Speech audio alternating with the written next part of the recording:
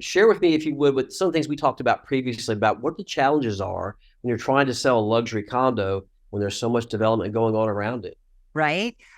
So most of that development that I am surrounded by is in our downtown, the urban core, as opposed to the beaches, because they kind of filled up all along the water already. So everybody's really attracted to a vibrant downtown urban space, especially in St. Petersburg.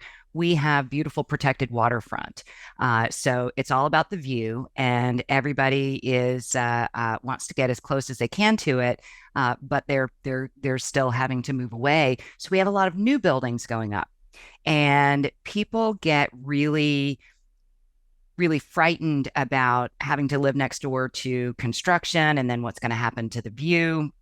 So over the years, we've gathered a lot of photographic evidence of what a view was in a building before an adjacent building was done, and then what it was after.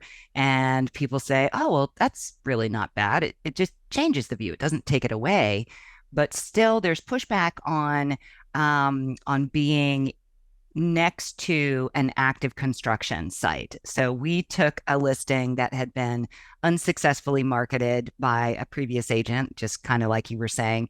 And we did need to lower the price in that case. And that's a reminder to me that there's no marketing strategy that can overcome incorrect pricing. But in this case, we lowered the price to be reflective of the fact that somebody was going to have to suffer through probably 2 years of construction right next door, right out their window. And so then we changed the marketing to focus on the fact that if they were interested in getting a telescope or a pair of binoculars and enjoying watching the development of the building next door and whatever was going on the job site, that they were going to be able to take advantage of a price that they would never be able to get into that building again.